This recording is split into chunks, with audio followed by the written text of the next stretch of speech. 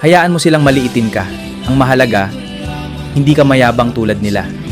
May mga taong huhusga sa'yo kahit hindi nila alam ang mga pinagdaanan mo.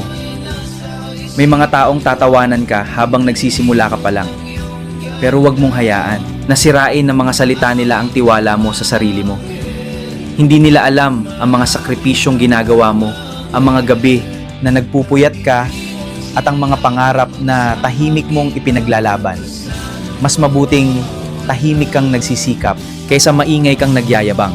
Hayaan mo ang sipag, disiplina, mabuting ugali at respeto sa kapwa ang magsalita para sa'yo.